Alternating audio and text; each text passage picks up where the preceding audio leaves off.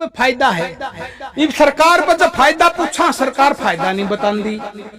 1 2 3 कुछ तो फायदे बताओ, एक बताओ भाई। मन ने कोशिश कर ली भाई खट्टर पे, भाई पार्टी अध्यक्ष ओम प्रकाश धनखड़ पे, और भाई कृषि मंत्री है जेपी दलाल पे। चलो ये छोटे गुर्गे हैं, मान्या के बीजेपी के छोटे गुर्गे हैं। बामी छर मोदी बता दो, 1 2 लाभ तो बताओ।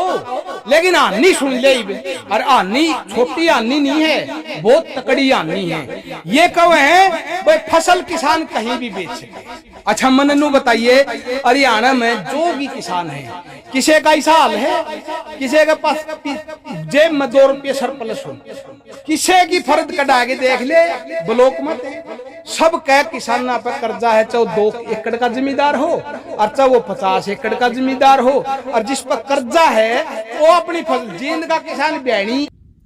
खट्टर तो ये कह रहे हैं बददबी जुबान से भाई लाठी चार्ज करवा दिया, और दुष्यंत ये कह रहे हैं भाई लाठी चार्ज जो होया है वो गलत होया है, निंदनीय है। बड़ा चलो उसने बयान तो ठीक दिया भाई, निंदनीय बताया गलत हो।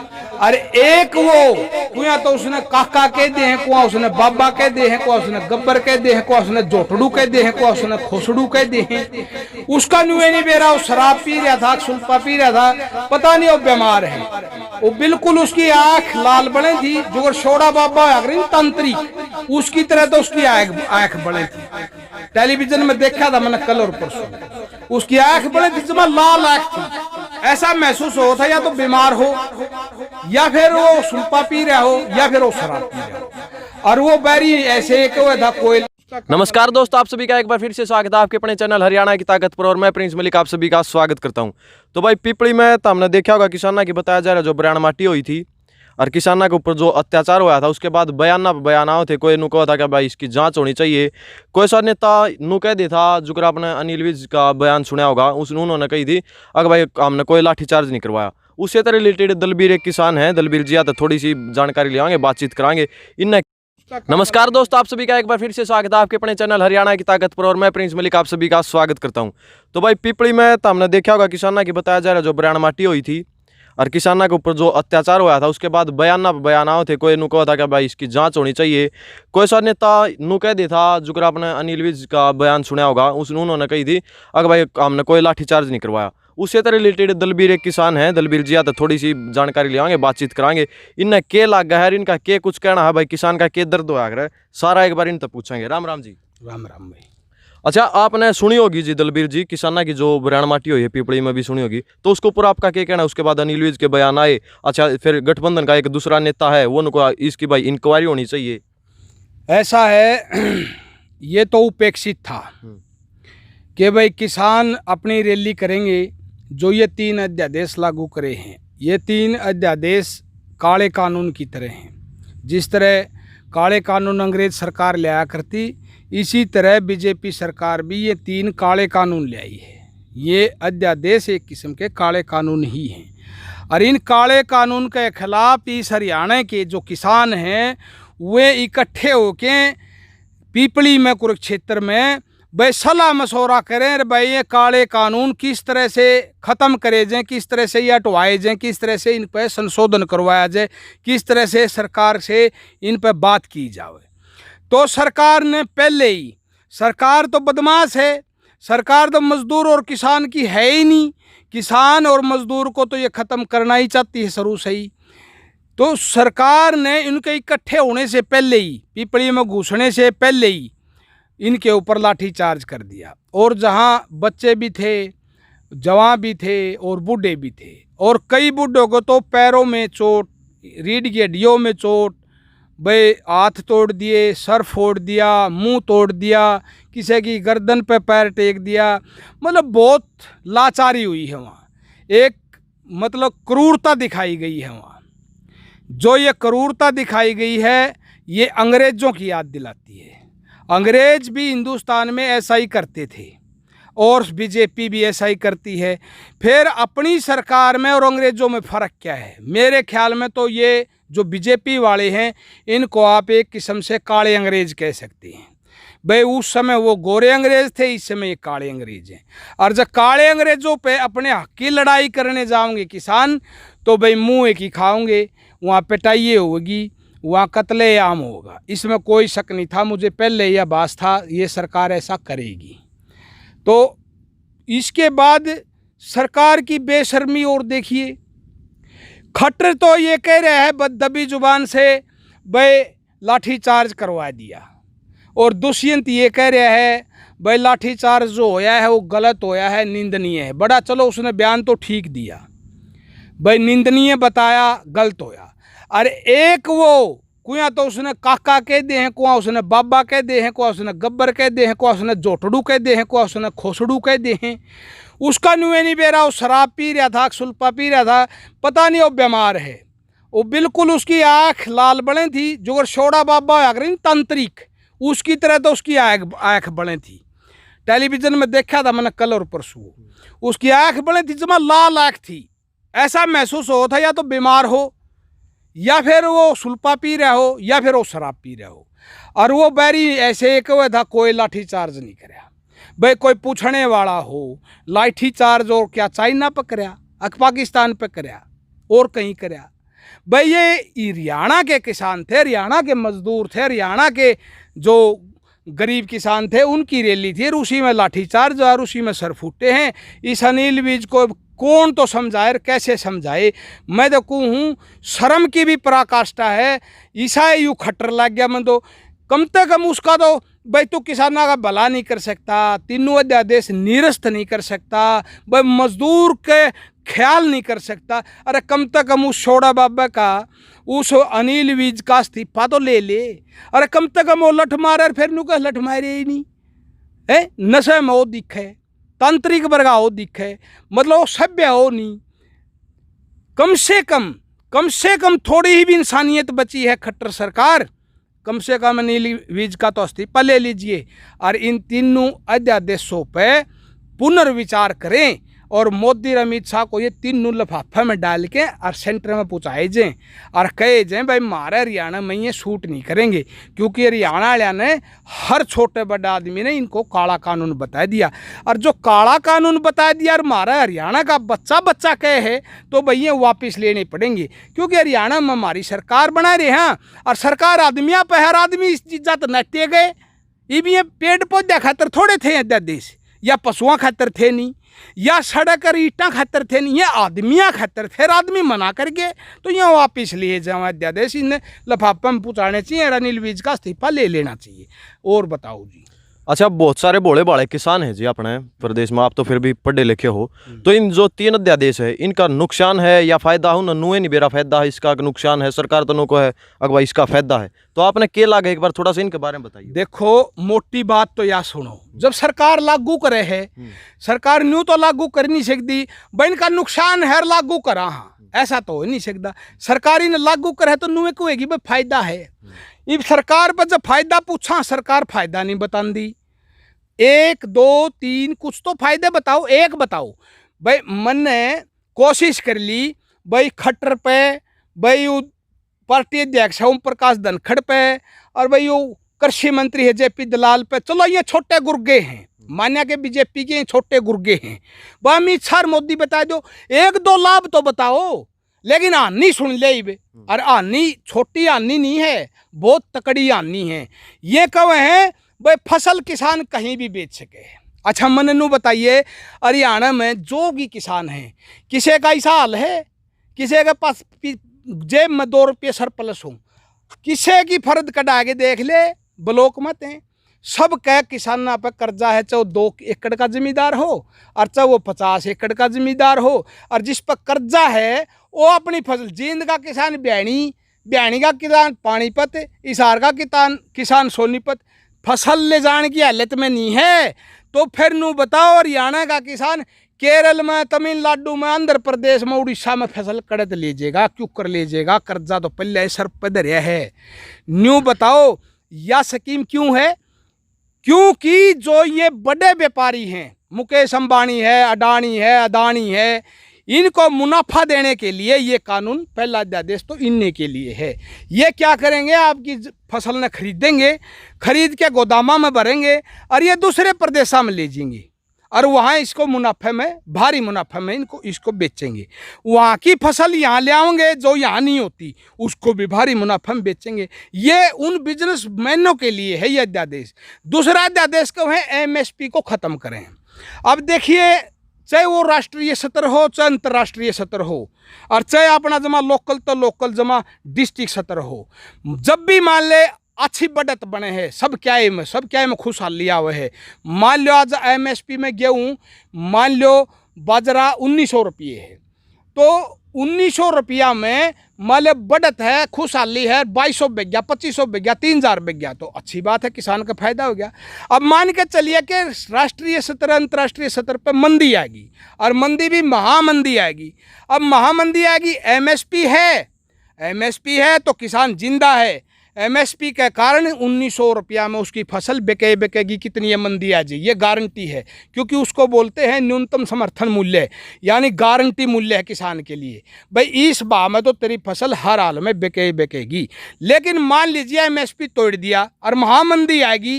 अब 1 क्विंटल गेहूँ पैदा करे है किसान, 1700 रुपये लागत आवे है।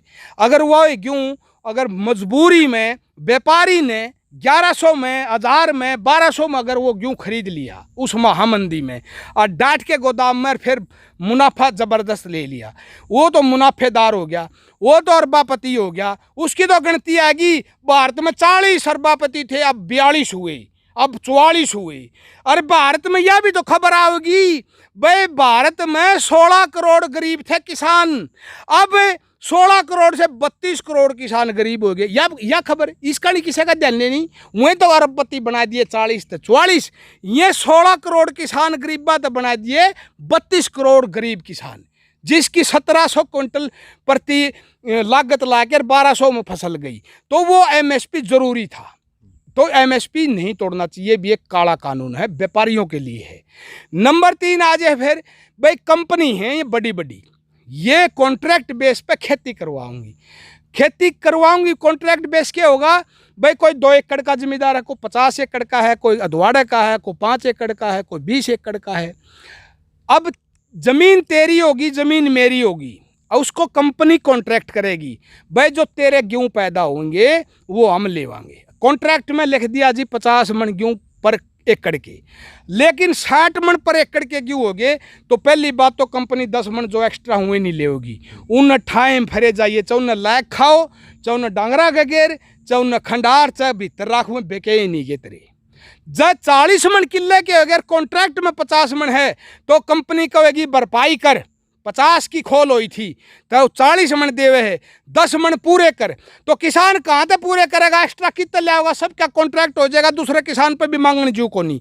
और जब कुछ न कुछ खोट काट के कॉन्ट्रैक्ट में, तो तेरा कॉन्ट्रैक्ट हो रहा है, मान ले 15 रुपये किलो गेहूँ का कॉन्ट्रैक्ट हो रहा है तेरा, तो कंपनी खोट काट के नुकवेगी, भाई पेनल्टी लावांगे, पेनल्टी लाने की टाड़ा कर देंगे, क्योंकि पेनल्टी ला इसके खोट काट के कंपनी। तो पेनल्टी ना लाने की शर्त पे तेरे 15 रुपये किलो में गेहूँ खरीदने थे, उन्हें गेहूँ आने तेरे ना 8 रुपये किलो खरीदेगी। नहीं तू सोचेगा मैं मारा जाऊँगा, मारा जाने का डर से तू 8 रुपये किलो भी बेच देगा, और व्यापारी उन्हें गेहूँ आने 50 रुपये किलो बेचेगा। वो मुनाफा व्यापारी का जाओगा, और व्यापारी का मुनाफा जाओगा 10%, तो बीजेपी सरकार ने देगा इलेक्शन के लिए। इलेक्शन में वो गड़बड़ करेंगे, फिर मोदी आओगा, फिर 3 काले कानून ले आओगा, फिर आओगा, फिर 3 काले का यूँ चलता रहेगा। और इस आदमी ने, इस इंसान ने या बीजेपी सरकार कुत्ते के बराबर बना देगी, कुत्ते के बराबर। और तीसरा कानून तो इससे भी खतरनाक है। यूँ तीसरा कानून तो इतना खतरनाक है, इसमें अपनी मर्जी ते किसान कर भी कुछ नहीं सकता। अब देखिए अपनी मर्जी से सारी खेती करे है, कभी सुबह जाओ है काम पे, कभी शाम में जाओ है, कभी रात को जाओ है, कभी दोपहर को जाओ है, कभी शहर जाना होता शहर का टाइम निकाला है, गायम जाना होता गायम जाओ है, लड़का की फीस कराने जाओ है, दाखिला करवाने जाओ। ये काम आप फिर बिल्कुल नहीं कर सकते, क्योंकि कंपनी कहेगी आपको सुबह 5 बजे खेत में आना है, रात को 8 बजे आपने खेत मत जाना है। बताइए एक्स्ट्रा काम कैसे कर लोगे। फिर आप मान ले बीमार भी हो गए, थको भी गए, जिस दिन आपका शरीर में थकान है उस दिन घर रह गए, कंपनी आपसे सर्टिफिकेट लेगी, आप क्यों नहीं पहुंचे खेत में, सर्टिफिकेट पर डीसी के दस्तखत कराने पड़ेंगे, माँ थका हुआ था, आपको एक मेडिकल रिपोर्ट बनवानी पड़ेगी, मेडिकल रिपोर्ट और डीसी के दस्तखत किया, पर्चा बीडीओ या सरपंच पंचायत का पर्चा दस्तखत किया, कंपनी को देना पड़ेगा, तब जाके वह मानेगी आप थके हुए थे। इसी तरह जब जब भी आप बीमार होगे, ये किसान है, कभी ठंडी में जाता है, कभी सर्दी में जाता है, कभी गर्मी में जाता है, कभी ओले पड़ते हैं, कभी सूखा पड़ता है, कभी लू पड़ती है, बीमार कम से कम भी 20-30 में तो होता ही है, महीने में 2-4 में बीमार हो जाता है। तो उस दौरान कितनी बार सर्टिफिकेट बनवा के लाएगा, कितनी बार कंपनी को देगा, ये एक किस्म की दास्ता होगी। आदमी को ये समझ लो मोटे तौर पे आदमी को बेचा और खरीदा जाएगा, कंपनियां आएंगी पैसे वाली और आदमी का, हाँ भाई ये गांव फलाना आदमी का, ये गांव दकड़े आदमी का, ऐसे बोलियां लगेंगी, मोदी अमित शाह ऐसे बोलियां कराएंगे। और इतिहास में दोबारा यानी काफ़ी साल पहले दास प्रथा बंद हो चुकी है, ये दास प्रथा फिर चल पड़ेगी, आदमी को बेचा और ख़रीदा जाएगा। इब्राहिम लिंकन 16वां राष्ट्रपति था अमेरिका का, उसने इस दास प्रथा को आखिरी बार बंद किया था। उसके बाद में पर्दे के तले तो कितने चल दी हो तो मैंने पता नहीं, लेकिन खुले तौर पे दास प्रथा नहीं चल रही पूरे विश्व में अब, और खुले तौर पे कॉन्ट्रैक्ट बेस पे लिखित में दास प्रथा हिंदुस्तान में लौटेगी। बाहर के विदेशी आएंगे, हरियाणा गामा में आदमियान खरीदेंगे, कोई मैलस कराओगा, कोई घोड़े की लीड ठुआओगा, कोई खेती कराओगा, कोई मारेगा, कोई पीटेगा, पीटने खातर भी खरीदेंगे। किसी ने इब अमेरिका में देखे, साइकोलॉजिस्ट कहते हैं वह गुस्सा एंगर जब निकलेगा जब आप किसी पे गुस्सा निकालोगे, इब गुस्सा हुआ कहाँ निकालोगे, तो सब बराबर के हैं, वो हिंदुस्तान में कॉन्ट्रैक्ट पर आदमियान खरीदेंगे और अपना गुस्सा निकाल लेंगे। आदमी को पीटने से लेकर, करंट लगाने से लेकर, काम करने तक, कपड़े धोने तक, बर्तन मांजने तक हर तरह का काम करवाया जाएगा, लिमिट में करवाया जाएगा, पाबंद हो गए टाइम के, तो आदमी अपनी मर्जी से कुछ नहीं कर सकेगा। इसका सीधा सीधा अर्थ है दास व्यवस्था, दास प्रथा हिंदुस्तान में फिर से लौटने जा रही है। ये 3 कानून, ये 3 अध्यादेश केवल अध्यादेश नहीं है, केवल ऑर्डिनेंस नहीं है, ये बिल्कुल काले कानून हैं, ये ब्लैक ऑर्डिनेंस हैं। इसको पूरी तरह से हर किसान को, हर मजदूर को, हर बुद्धिजीवी को समझना चाहिए। और जो किसान और मजदूर नहीं है, जो बुद्धिजीवी है, उनको इन बातों को भाई किसानों में बैठकर, मजदूरों में बैठकर उनको समझाएं, क्योंकि वो भी तुम्हारे भाई हैं। मैं हाथ जोड़कर आम जनता से विनती है, उनको समझाया जाए ये कानून नहीं हैं, ये देश को बेचने की नीतियां हैं, ये ब्लैक ऑर्डिनेंस है, ये काले कानून हैं। और जो अंग्रेज जितने क्रूर और बदमाश थे, उनसे भी 10 गुना क्रूर और बदमाश है बीजेपी पार्टी। इससे पीछा छुड़ाने का मेरे ख्याल में एक ही हथियार आपके पास, क्योंकि आप सरकार के साथ लड़ नहीं सकते। आपके पास है क्या? नीम की डंडी तोड़ लोगे, कीकर की डंडी तोड़ लोगे, सफेदे की डंडी तोड़ लोगे, उनसे क्या युद्ध लड़ोगे? नहीं। सरकार के पास तो बंदूक है, पिस्तौल है, स्टैन गन है, तोप हैं, बड़ी बड़ी गाड़ियां हैं, मिलिट्री के जवान हैं, पुलिस के सिपाही हैं, मिलिट्री पैरामिलिट्री है, बहुत असला पड़ा। सरकार के साथ आप लड़ नहीं सकोगे। आपने अगर सरकार के साथ लड़ना है तो 2 ही तरीके हैं, एक तो जोर शोर तरीके से इन तीनों कानूनों का विरोध करो, और दूसरा 6 साल के लिए बीजेपी का बहिष्कार कर दो। भाई 6 साल, चाहे बीजेपी का सांसद हो, चाहे बीजेपी का विधायक हो, चाहे बीजेपी का कार्यकर्ता हो, चाहे बीजेपी का समर्थक हो, चाहे बीजेपी का छोटा बड़ा नेता हो, लीडर हो, बीजेपी से संबंधित, चाहे भारतीय किसान संघ हो, चाहे आरएसएस हो, या इसी से संबंधित और कोई गुंडा बदमाश का ऑर्गेनाइजेशन हो, यानी बीजेपी से संबंधित कुछ भी हो, उसको 6 साल के लिए प्रतिबंध कर दो। गांव में, ढाणी में, कस्बे में कहीं भी घुसने मत दो 6 साल के लिए। इससे बड़ा आपके पास और कोई हथियार नहीं है। पूरा गांव इकट्ठा हुआ, अड्डे पे चला गया, कोई समर्थक नेता आता दिखे, रास्ता में बैठ जाओ। मार नहीं सकते, तुम मारोगे तो वो बंदूक चला देंगे, और बंदूक चला देंगे तो हमारा बस नहीं चलेगा। तुम्हारे पास एक ही रास्ता है, जो गांव में बढ़ने का रास्ता है, वहां बैठ जाओ सारे किसान। फिर देखते हैं वो समर्थक और नेता और बीजेपी का गुंडा कैसे गांव में प्रवेश करता है। ऐसे 6 साल कर दो, फिर कानून भी तुम्हारा, राज भी तुम्हारा, नीतियां भी तुम्हारी। हमेशा यही नहीं रहेंगे, फिर राज बदलेगा, दबाव रहेगा, और दबाव रहेगा तो नीतियां ठीक बनती चलेंगी। और एक और बात बता दूं भाई छोटी, जब नीतियां तुम्हारी होंगी, नीतियां तब तुम्हारी होंगी, तुम सक्रिय रहोगे। निष्क्रिय पड़े हो, खेत में गए, बाड़ी चुगी, घर आ गए, नहा के धो के सोए गए, सुबह मेरे फिर वो काम। अरे ये काले कानून टेलीविजन देखो हो, मशहूरी ना देखो, ये मोदी की मशहूरी ना देखो, एक आधा पे बड़का पे फोन देख ले, फोन ना माओ, ठीक खबर तो ये टेलीविजन तो सारे खरीद रहे ही मोदी, और उन पर पूछ दे रहो किसाना का क्या कर। जब तक हमने बेरा पटेगा, जब तक हम सक्रिय होगे, और जब सक्रिय रहोगे, जब नीतियाँ तारी बनेंगी, इतने नीतियाँ तारी नहीं बनेंगी तो हमने 4 जान तक खो देगी बीजेपी की। उँ जाड़ मजदूर किसान पर तो उँ जाड़ बाजे है, और फिर तो हम थोड़े थोड़े सक्रिय हो, इनकी दूनी बाजे, फिर ये लठ मरवाए, तो हम पूरी तरह सक्रिय हो लो। हर घर से एक आदमी निकल जाओ, हर घर से एक आदमी। अगर ये नहीं कर सकते तो कम से कम 6 साल का बहिष्कार कर दो, फिर काम बनेगा तुम्हारा। इसके अलावा तुम्हारे पास और कोई जब्ता नहीं, कोई हथियार नहीं। तो भाई अपनी गिल्ले ये थे किसान बीबीपुर तय, और ये थोड़ी सी बात मैं बताना चाहूँगा, इन्हें बाकी बता दिए, पर जड़ा 100 का तोड़ है वो मैं बताना चाहूँगा। इनका कहना है कि भाई इन अध्यादेशा का जो नुकसान है वो बहुत भारी भरकम नुकसान होने हो रहा है, क्योंकि किसान जो होगा वो एक मजदूर बन जाएगा, मजदूर भी नहीं, मजदूर तो भी नीचे बन जाएगा। और वो क्यों बन जाएगा, क्योंकि इन्होंने बताया कि भाई जो किसान होगा वो आएगा अपने खेत में टाइम टू टाइम काम करेगा, ज़मीन उसकी होगी, मजदूर वो बनेगा और फ़ायदा कोई और उठाओगा। तो भाई सारे किसान जो हैं वह एकत्रित हो जाओ, इकट्ठे हो जाओ। और बाकी ज़्यादा तो मैं कहूँगा नहीं, पर एक बात ज़रूर बताना चाहूँगा, जो अपना चैनल है इस पर जितनी भी खबर आऊँगी सारी किसानों से रिलेटेड भी आऊँ, मतलब कि जो मुद्दा होगा किसाना का होगा, गरीब की आवाज़ होगी, वह आवेगी। तो हमने ये भी देखा होगा, पीपली वाली जो वीडियो थी सारी अपन लाइव करी उड़त है, सारी लाइव दिखाई तारा, सारी तस्वीर दिखाई।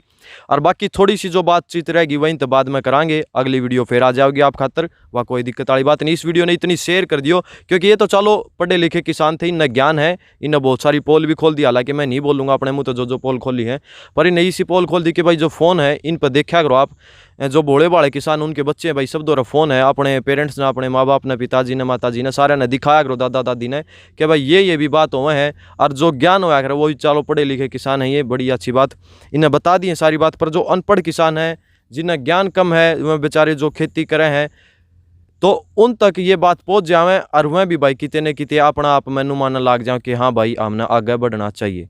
तो भाई ठीक से वीडियो ने ज़्यादा से ज़्यादा शेयर कर दो, चैनल ने सब्सक्राइब कर दो। इससे के लिए जय हरियाणा, जय हरियाणी, जय जवान और जय किसान भाई।